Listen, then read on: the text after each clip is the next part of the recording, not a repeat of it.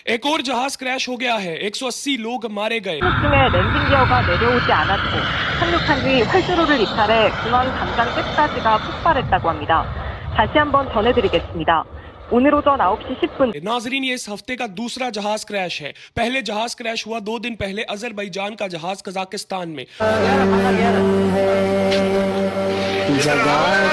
और अब ये दूसरा जहाज क्रैश हुआ है साउथ कोरिया का साउथ कोरिया में। नाजरीन, हमारी तलात के मुताबिक जहाज के अंदर 181 अफराद सवार थे। जहाज जब लैंडिंग करने लगा तो जहाज का लैंडिंग गियर खराब हो गया। लैंडिंग गियर खराब होने की वजह से साइड पर जो रेल लगी हुई थी, जहाज उस रेल से टकरा गया तो जहाज के अंदर आग लग गई और आगे जाकर जहाज फट गया। नाजरीन, 181 लोग जहाज में सवार थे, एक शख्स सिर्फ बचा है और वो था फ्लाइट अटेंडेंट। आप उसको एयर होस्टेस भी बोल सकते हैं। बाकी 180 लोग इंतकाल कर गए। नाजरीन, अभी 2 दिन पहले अजरबैजान का एक त्यारा जो कजाकिस्तान की तरफ जा रहा था, जब वो लैंड करने लगा था तो वो भी क्रैश हो गया था। उसके बारे में तो रात को मैंने वीडियो बनाई है और आप लोगों को बताया है कि जो अजरबैजान का जहाज था उसको रशिया ने गिराया है और रशिया ने माफ़ी मांग ली है। ये बात तो आप सभी जानते हैं कि रशिया और यूक्रेन की जंग चल रही है।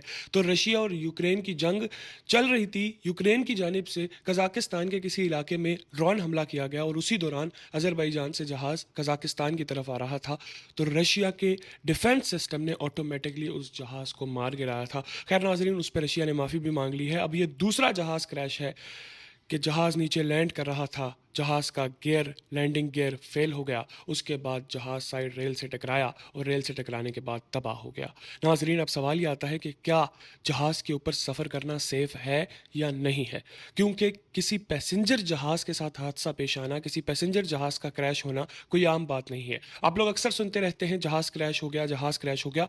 वो छोटे जहाज़ होते हैं, या तो प्राइवेट जेट्स होते हैं या तो आर्मी मिलिट्री के जेट्स होते हैं। लेकिन नाजरीन, इस तरह बड़े पैसेंजर जहाज़ों का गिरना आप लोगों के लिए घंटी है कि ध्यान रखना आइंदा जहाज़ पे सफ़र करते हुए। शुक्रिया।